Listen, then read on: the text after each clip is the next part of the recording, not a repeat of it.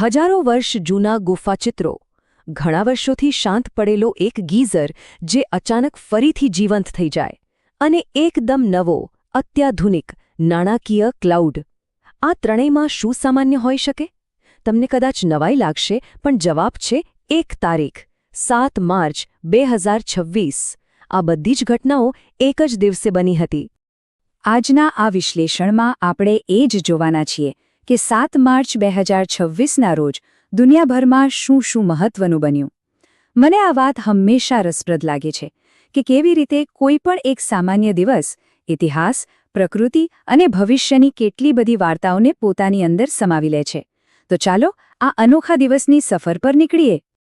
આપણી આ ચર્ચાને આપણે 4 મુખ્ય ભાગમાં વહેંચી છે.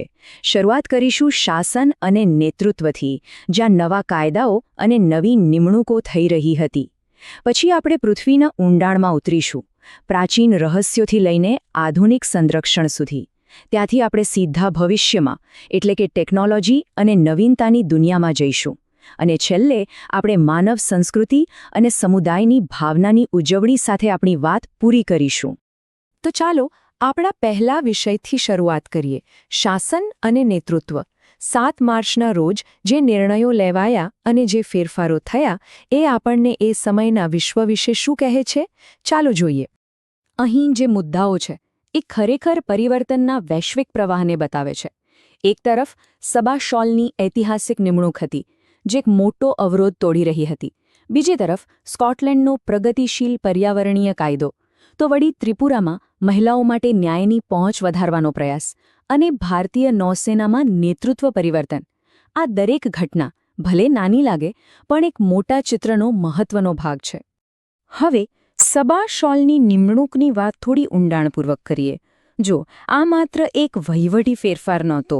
શ્રીનગર સેન્ટ્રલ જેલના પ્રથમ કાશ્મીરી મહિલા સુપરિન્ટેન્ડન્ટ બનવું, એ પણ જેલ વહીવટ જેવા ક્ષેત્રમાં જે પરંપરાગત રીતે પુરુષ પ્રભુત્વવાળું રહ્યું છે, એ પોતે જ સશક્તિકરણનું એક મોટું પ્રતીક છે. આ એક સ્પષ્ટ સંકેત હતો કે પ્રાદેશિક નેતૃત્વમાં કેટલું મોટું પરિવર્તન આવી રહ્યું છે.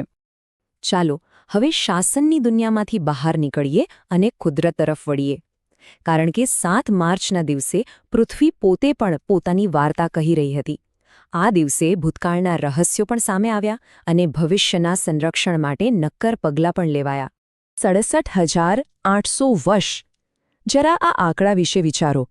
આ સમયગાળો કેટલો લાંબો છે? આ તો આપણી જાણીતી માનવ સભ્યતાના સમગ્ર ઇતિહાસ કરતાં પણ જૂની વાત છે. અને આ ઉંમર છે ઇન્ડોનેશિયામાં મળી આવેલી રોક કાર્ટની. આ એક એવી શોધ છે જે આપણને સીધા આપણા હજારો વર્ષ જૂના પૂર્વજોના જીવનમાં લઈ જાય છે.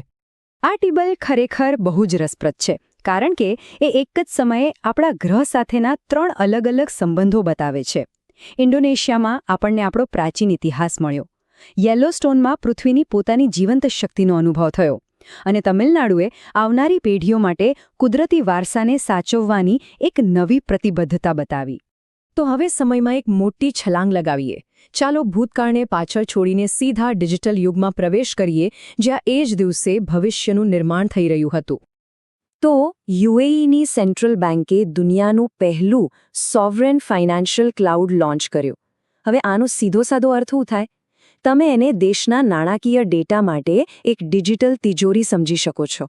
સામાન્ય ક્લાઉડ કરતાં આ અલગ એટલા માટે છે કારણ કે સોવરેન શબ્દ એ સુનિશ્ચિત કરે છે કે દેશની સૌથી સંવેદનશીલ આર્થિક માહિતી પર કોઈ બીજા દેશ કે કંપનીનું નિયંત્રણ ન રહે. આજના સમયમાં ડેટા સાર્વભૌમત્વ એક ખૂબ જ મહત્વનું વ્યૂહાત્મક પગલું છે. આ પણ રસપ્રદ છે.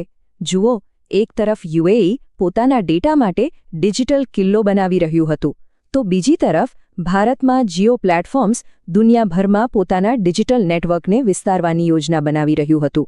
ડેન બેલીની નિમણૂક આ જ વૈશ્વિક મહત્વાકાંક્ષાનો એક ભાગ હતી. આ બંને ઘટનાઓ બતાવે છે કે કેવી રીતે દેશો અને કંપનીઓ ડિજિટલ અર્થતંત્રમાં પોતાની જગ્યા મજબૂત કરવા માટે સતત પ્રયત્નશીલ હતા. અને હવે આપણે આપણી આ સફરના અંતિમ પડાવ પર પહોંચ્યા છીએ. અહીં આપણે એ ક્ષણોને જોઈશું જે માનવતા, તેની સર્જનાત્મકતા અને સમુદાયની શક્તિની ઉજવણી કરે છે. આ બધી ઘટનાઓમાં જે એક સામાન્ય દોરો છે, એ છે સમુદાયની શક્તિ. પછી ભલે એ 138 વર્ષ જૂની પરંપરાની ઉજવણી હોય કે પછી આપણા પર્યાવરણને બચાવવાનો સહિયારો પ્રયાસ હોય, અંગદાન દ્વારા કોઈને નવું જીવન આપવાની ભાવના હોય કે પછી રમતગમતમાં પોતાની ટીમને સાથે મળીને પ્રોત્સાહન આપવું હોય, આ બધું જ બતાવે છે કે કેવી રીતે લોકો એકસાથે મળીને એક અર્થપૂર્ણ જીવન બનાવે છે. તો આ હતી 7 માર્ચ 2026ની કેટલીક ઝલક. એક એવો દિવસ જે આપણને ફરીથી યાદ અપાવે છે કે દુનિયા સતત બદલાઈ રહી છે. પણ આના પરથી એક વિચાર આવે છે. આજે આપણી આસપાસ એવી કઈ નાની મોટી ઘટનાઓ બની રહી છે જેના પર કદાચ આપણું ધ્યાન પણ નથી, પણ જે ભવિષ્યમાં ઇતિહાસનો એક મહત્વપૂર્ણ અધ્યાય બની જશે. વિચારવા જેવો પ્રશ્ન છે, ખરું ને?